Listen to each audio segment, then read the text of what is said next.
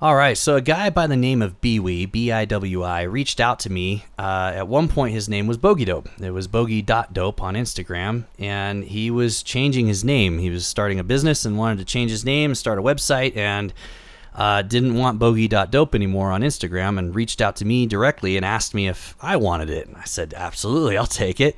And so he changed his name on Instagram, gave me the name, and I was able to take that name, and we stayed in touch. So anyway, about a month ago, he reaches out to me and said, hey, the guys I fly with would really like to have a virtual crew chief to talk to while, during a launch. And we were wondering if, as an ex-F-16 crew chief, if you'd be willing to record yourself saying all the things that a crew chief would say, during the back and forth between pilot and crew chief during a launch. We would love to take those recordings and put it into a VoiceAttack profile. I couldn't believe it that I had never thought of this. I was like, absolutely, right? So I started recording my voice, and Biwi was gone for a couple weeks. I don't know if he was on vacation or out on business or whatever it was, but he was not able to get to it right away. And I'm an impatient person, and so I know my way around VoiceAttack, so I was like, I'll just go ahead and install VoiceAttack. It's been a few years since I've touched it. Actually, I think it's been more like 6 years since I've touched VoiceAttack, but I figured I knew my way around it enough that I could probably get this going, right? So I downloaded it, installed it, set up my own profile, and recorded my voice and everything, and it turned out really cool. And so I sent it to him, said, hey, what do you think? He loved it, and I asked him, is that good enough? Would that be good enough? And he said it was great and that they were going to start using it. I asked him if he'd be willing to let me use this idea and create this profile and put it out on the forums and let people download it. And he said, absolutely. And but I have to give him the credit for this. This was his idea. It was a fantastic idea. I don't know why I didn't think of it first. So yeah, this is Biwi's idea. Go check him out. He's got a great store. He's the owner and operator of alphacheckdesigns.com. Go check him out. It's a really cool little website. I'll have the link in the description below. He sells keychains and posters and shirts and all kinds of stuff. It's really cool. Fighter jet stuff. But anyway, I wanted to take you through this and just kind of show you what the virtual crew chief is about, what I'm talking about, what it's like, and then if you like it, at the end of this video, I'm going to go over the installation process for you, for those of you who have never touched VoiceAttack or don't even know what it is. So first, let's just demo it so you can see what I'm talking about. Oh, I almost forgot. The crew chiefs and the red fire bottle, the Dash 60 over here, the ladder, the toolbox here, this is all part of MASSUN 92's awesome asset pack for DCS. It's a mod, so I'll put a link in the description below for that. Really cool. I love it. Again, it is a mod. I try to stay away from mods as much as I can, but there are some that I just could not, I couldn't resist. Because now I got a crew chief. So, and it was good for the video too, so I just got to give a call out there. A couple things you need to know about VoiceAttack. It's always listening, and it's trying to match the things that you're saying, even the things I'm saying right now, trying to match against the library of phrases that I put in the profile. And if it matches, if what you said just matched one of the phrases that it knows it's supposed to respond to, it'll respond to it. But if it doesn't, it'll let you know, hey, I didn't understand that. So right now it's not listening. But to tell it to start listening, all I have to do is tell the crew chief, hey chief, or chief, and he'll respond, and he'll start listening. If I want him to stop listening, I could say disregard or disregard chief, or standby chief. For those of you who get the free version that don't have a full version of VoiceAttack, I have a very strict list of phrases. I only had 20 phrases that I could use, so but I have the full startup procedure in there. You should get a full experience. But there are only a couple phrases that, like, there's only one phrase for each step, whereas for the full version, there's different ways you can say it to make it more casual or more fun. But for the free version, there's really not much you can say except for what's on the list. And you'll see that when you download it, there's a PDF with the free version phrase command listing, and it'll show all the commands you can say to get the virtual crew chief to respond to. And then for the full version, there's a lot more that you can say. And you can go into edit profile and actually see all the different phrases, because there's different things that I didn't even put in the PDF that you can also say. So to get him to start listening, just say, hey chief, and he'll start listening. Hey chief. Yes, sir. So now he's listening to everything I say, even the words I'm saying right now, this second, and trying to match it against the library. If anything doesn't match, he's going to say, I apologize, sir. Say again. And that's because I'm just speaking words. I'm not saying phrases that are in the library, so it doesn't understand what I'm saying, and he's going to constantly, sorry, sir, say last? Not understand me, right? So this is a little bit of feedback for those of you who are doing single player. Single players usually play in silence, and they're not talking to anybody, so this is a good way of letting you know, hey, I didn't understand what you said. Try again. Sorry, sir, say again. But if you are talking to your wife that just walked in, or you got a buddy that's flying with you and you want him to stop doing this, I apologize, sir. Say last. Stand by, Chief. Yes, sir. Now he stops listening. So now I can talk. And I can talk is not in the library, so he's not saying, what'd you say? Because he's not listening to me right now. So now I can talk freely. And then when I'm ready to start working with him again, I can say, hey, Chief, and he'll start listening. For single players, it's been, at least for the testing groups that I've done this with, the testers seem to enjoy this for single player. But multiplayer, at least for me, I wanted to turn this off because I'm going to be talking to my wingman. I got other people that are talking to me during the startup procedure, and I don't want to constantly have to be telling him stand by and then hey Chief to get him to start listening again, and then stand by to get him to shut up, you know. So to turn that off, if you don't mind this, not getting any feedback, which I don't mind it, but some people might want that feedback. But if you don't mind getting that feedback, just keep in mind, if you turn this off, you will get no feedback. If you said it wrong, you'll get just silence. No, nothing. No response. You'll just have to try again and again and again until you get a response, right? So if you're okay with that, this is how you turn it off. So we'll go to VoiceAttack. We'll click Edit Profile, go to Options, and then go to Profile Exec and uncheck the box Execute a command each time a phrase is unrecognized. And I have a category here, sorry, say again, sir. Just uncheck that, click OK, and click Done. Now, if you want to turn that back on, say you enjoyed having that feedback of some sort, you can go to Edit Profile, Options, Profile Exec, check that box, but you're now going to have to click this drop down and scroll down till you see, sorry, say again, sir, and select that. And then I'll start responding again, right? And letting you know, hey, I didn't understand what you said. So I'm going to keep this unchecked because I'm going to be doing a lot of talking during this demonstration. And so now, if I say, hey, Chief, yes, sir? Now I can talk and see that was unrecognized. That would be a situation where you would hear, sorry, say again, sir? And there again, sorry, say again, sir? So now it's not recognizing certain things because they're not in the library of phrases that I programmed. But that's not a big deal. It's just going to fill up the log, but it's not a big deal, right? So now I can just talk freely, and it's only going to respond when it hears something that it likes, that it knows. So I have a couple phrases in here that I put in for random responses that I thought would make it a little bit more immersive, kind of a conversational piece while you're getting set, or if you're waiting on your wingman to get loaded in or something. You can ask the crew chief how he's doing. How you doing, Chief? Every day on the line, living the dream, sir. I think I have 12 phrases with the engine off, and then 9 phrases with the engine on, and some of them are identical, just with the engine effect in the background, on or off, depending on whether or not I've gone through Start 2. So if you've already started the jet, you'll hear in the background when the crew chief keys his comm, you'll hear the jet, because he's outside around the jet. It's really loud out there, and you're going to hear that over the comm. Flight control's clear. Speed brakes, flight control's clear. But right now, as you can hear, how's it going, Chief? Oh, I'm having a great day, sir. How are you?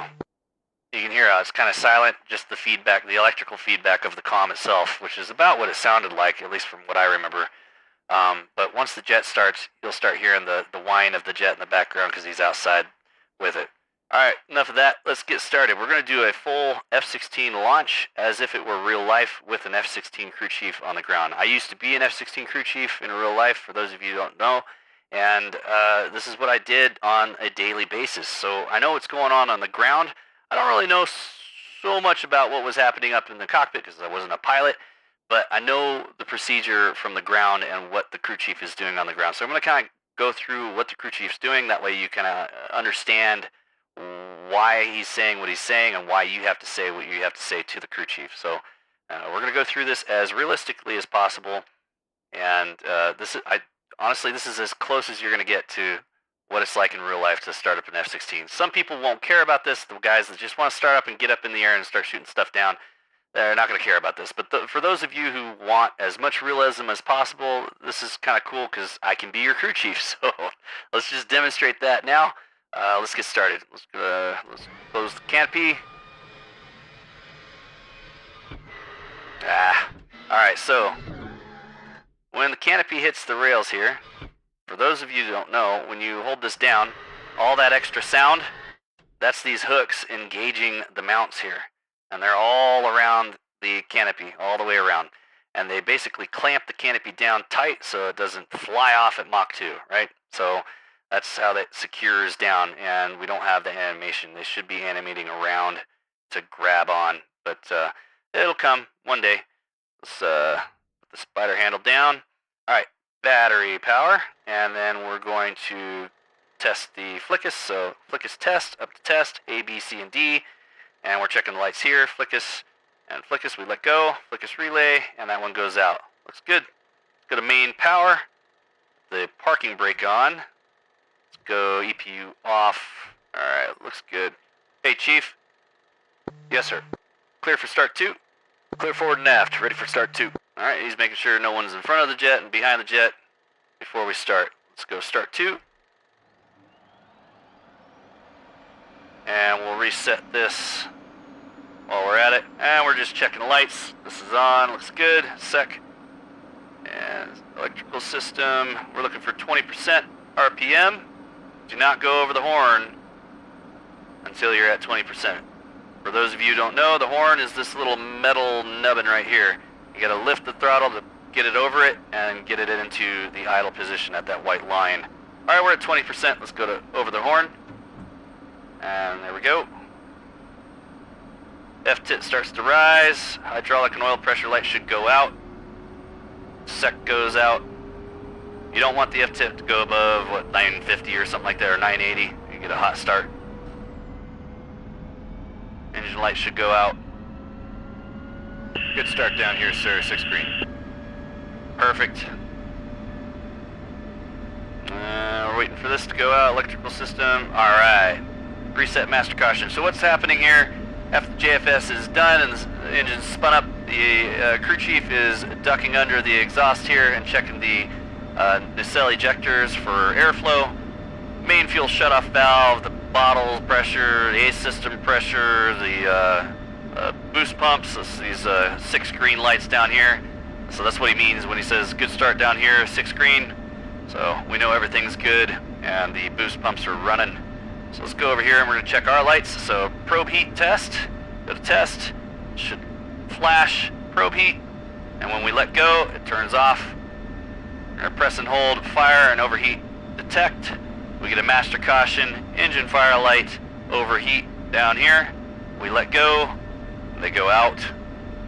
Indicator lights, and the whole cockpit lights up like a Christmas tree. Let go and they all go out. Alright, let's turn the HUD on and the avionics. Turn all this on. And we have a targeting pod, so the right hardpoint power switch, FCR, and radar altimeter to standby. If we had an HTS pod, we'd throw the left hardpoint power switch on, but I don't have one loaded, so I'm going to leave it off. Alright, first things first, we're going to check the, technically we would be looking at the test page, there'd be stuff here, but that's not modeled. So we're going to test the EPU, make sure the switch is off, and we're going to let the crew chief know that we're ready for an EPU check. I know some Air Forces do the EPU last, some units do the EPU last. I think we did the EPU last at Luke, but at Eielson, I remember doing the EPU first. It might be a unit by unit thing. I don't remember if, as long as it's checked, right? So, hey Chief. Yes, sir. EPU off. You are cleared to remove the EPU pin. Roger, stand by. Alright, so he's going to come up here and pull the pin. It's right about here. And then he's going to take it over there by that dash 60 and he's going to hold it over his head, way away from the jet.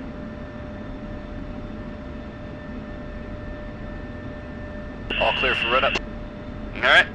We're gonna put the oxygen to 100% and run her up to 85%. I'm gonna hold the brakes and up to 85%. There we go, and go to norm. No EPU gen lights, nothing bad here, looks good. EPU switch right here, we're gonna push the EPU gen switch up and hold it for 5 seconds. So holding it, air, and run light. 1, 2, 3, 4, 5. Let go and back to idle. No lights, no cautions, no warnings, no gripes and complaints. Put that down. Clear to check for float. Copy, stand by just a sec. And he's gonna come up here and put his hand on the EPU exhaust. No float. No flow, good. Alright, now next we're gonna do the sec check, which is the engine control switch. We're gonna put it down to secondary. We'll lift that. Clear for sec. Clear for sec check. Alright, down to sec. Nozzle closes. Nozzle closed. Clear for run up. Alright, and I forgot to turn my oxygen back to norm, so we'll do that right now. Lose all our locks. Alright, we got a sec light and a master caution light. We're going to push the throttle forward to mill and back, just checking for good response. Holding brakes. Alright, looks good. Sec check good. Back to pry. And nozzle opens. Nozzle open. Alright, speed brakes clear. Check the speed brakes. We're going to open them up. Speed brakes open. And close them. And closed. Perfect. Next step, we're going to do a bit test. So, go to the Flickus page. BIT stands for built-in test. And we're just going to check that. The computer's going to run all the flight controls through an entire digital test, and if you have bubbles in the system, in the hydraulic system, or it's just cold, sometimes the bit will fail. You get a red ball. You don't want that, so you want to yank and bank and work the controls and warm them up before you run a bit test. But before you do that, you got to make sure that the ground is clear, no one's underneath the flight controls when you start yanking the stick. If you're yanking the stick and the crew chief's underneath the flaperon there checking something, and you yank the stick and that flaperon hits him in the head, it's a 3,000 PSI hydraulic system. That board ain't gonna stop when it hits his skull, and now you got an unconscious crew chief, you got no ground crew. So flight controls clear. Speed brakes, flight controls clear. Alright, so we'll start moving flight controls around, warming them up, working out any bubbles. Alright, and we're gonna start the bit. Clear for bit. Clear bit. Flip that up, get a run light, and it's running. While we're doing that, let's go ahead and go to stored heading. And I have not had any problems doing an INS stored heading alignment during a bit test. If in a future update that changes, you can do it after the launch is pretty much done, or you can do it first. It really doesn't matter. In fact, if you have a different procedure, like you do it in different orders in your Air Force or in a unit that you're aware of, you can just go through that. You don't have to follow my procedure in my order, because VoiceAttack's going to respond to whatever you say as long as you say it properly. So if I ask for the crew chief to check brakes right now, he's going to check them right now, right? So it's whatever works for you. This is just to add that immersion. So bit passed, go to the FCR, and the light is out. Everything looks good. All right. Next step, we're going to run a trim check. So we're going to trim the flight controls, and the crew chief's going to let us know if the corresponding movements of the flight controls match what we're doing up here. But first we're going to disconnect the flight controls and start moving the trim button on the stick, and the crew chief's going to let us know if he sees any movement, because you don't want to have any movement if it's disconnected and you're moving the trim button on the stick. Nothing should move. So, hey chief. Yes sir. Bit passed, ready for trim check. Ready for trim. Disconnected, and I'm moving it around. No movement. Perfect. Now we're going to connect it, and then we're going to go nose up, nose down, roll left, roll right, yaw left, yaw right. Connected. Nose up. Nose down. Roll left. Roll right. Yaw left. Yaw right. Alright, we'll zero that out. Now we're going to do the big movements. So we're going to move the flight controls up and down with the stick. Clear for big movements. Flight controls still clear. Alright, going up, nose down. Kick. Roll left. Roll right. Yaw left. Yaw right. So I forgot to mention, during the big movements, you're also doing this manual pitch override switch, which gives the elevons, I can't remember how many more degrees of throw, but that's what we call a kick. So that's what he's looking for when he says kick. Alright, so we're going to do the same thing again, but this time with the digital backup. So flip that up, and we're going to let him know. DVU, still clear. Flight control still clear. Nose up. Nose down. Kick. Roll left. Roll right. Yaw left. Yaw right. Alright. We'll flip the DVU off. No more warning. And the INS alignment is finished. Go to nav. Perfect. Alright. Last step, we're going to go and check the brake system. So we're going to go and check channel 1 and channel 2. So he's going to crawl up underneath the left brake and take a look at the brake pad, and he's going to check to see if he sees any movement, because I'm going to be wiggling it, and then I'll stop, and then we'll check channel 2. Ready on left brake when you're ready. Copy, stand by.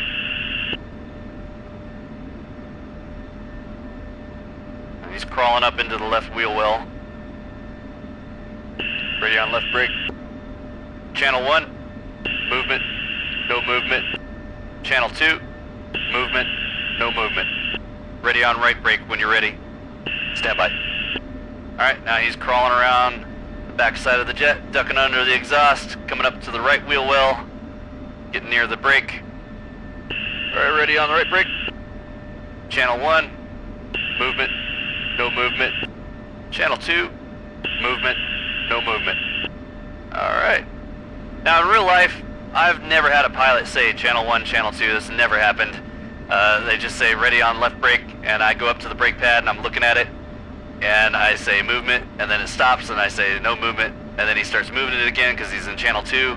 I say movement, and then it stops. I said no movement, and he says alright, right brake. And then I run over there and tell him movement, no movement, movement, no movement. No one ever says channel 1, channel 2, but I wanted to give, a little bit more interaction, so put that in there. It's just a little bit easier to flow through. Alright, so we got the parking brake on. At this point, we're checking anything. If we're doing a full alignment, we could probably start that now.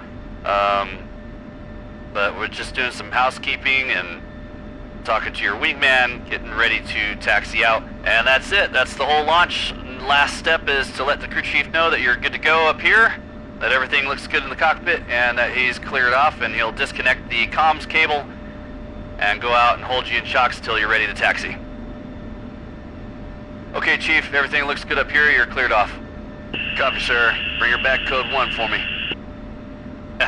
For those of you who don't know, code 1 just means nothing's wrong with the jet when I land. Alright. Taxi out.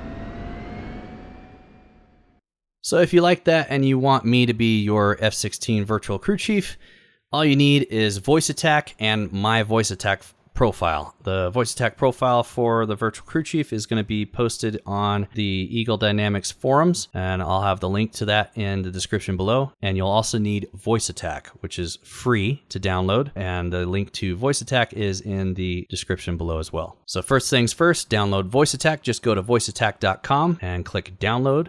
It's going to take you to the bottom of the page, and you can get the beta version, but I recommend just getting the full release. So click this disk right here with the down arrow, and that'll start the installer download. Once you have it downloaded, just double click on the installer and that'll start the installation. Click Next, click I accept, click Next. You can install this in any directory you prefer. I'm just going to use the default location. Click Next. You can create a desktop shortcut if you want. I'm just going to click Next and install. Once it's done, you can check the box for launch VoiceAttack or uncheck it if you want to deal with this later.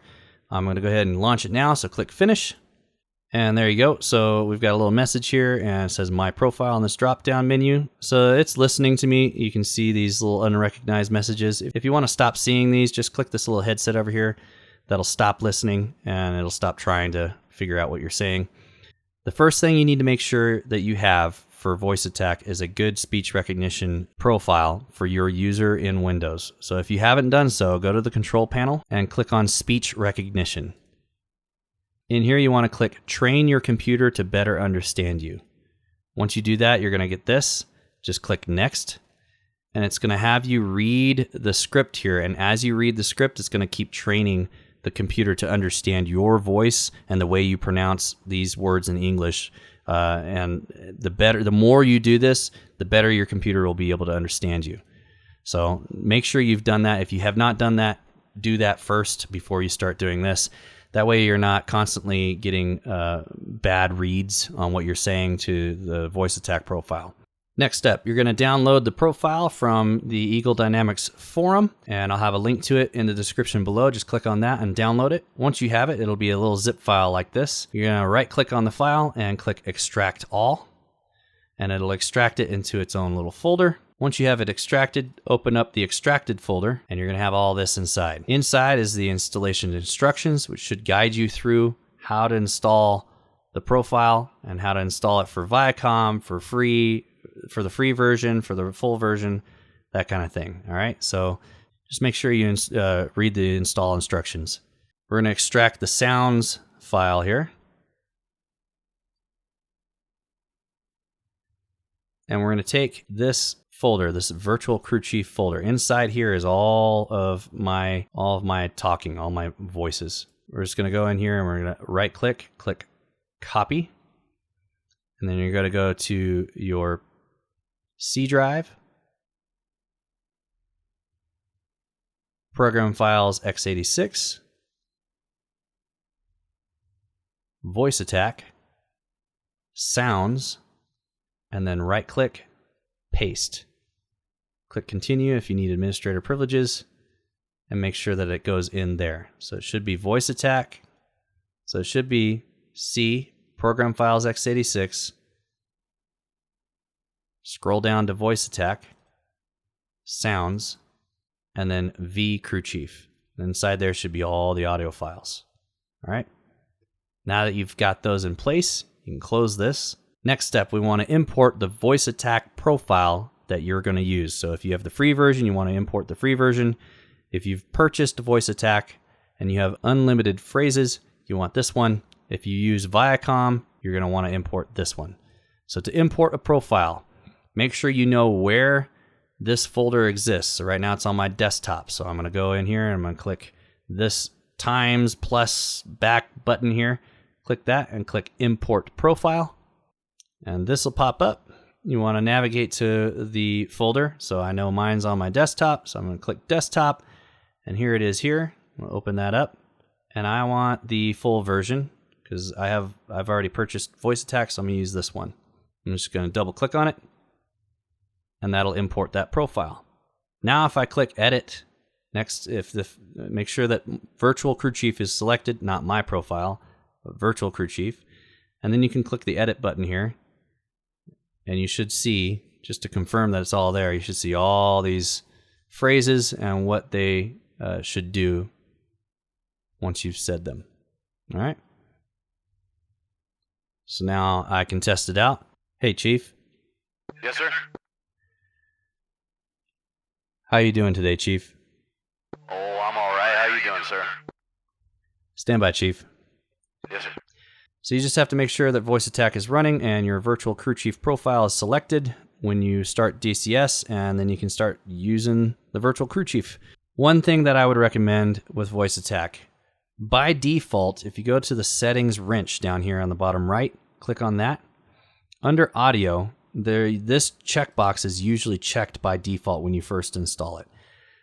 What this does is every time you say something, you hear a little bloom bloom or something, some weird little sound chime to let you know that it has heard something. It takes away from the immersion entirely when you're talking, and every time you say something, it goes bloom bloom bloom bloom every time you say something. Really frustrating. So I would recommend just unchecking that. If you're hearing that, just uncheck notification sounds under audio, and then you won't get that notification chime every time you say something. All right, hope you enjoy. I'll see you in the next one.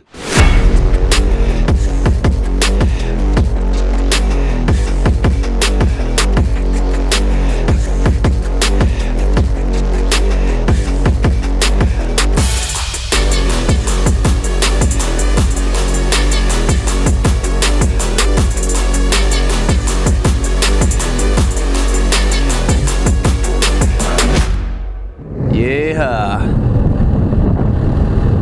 way up there. Flame out.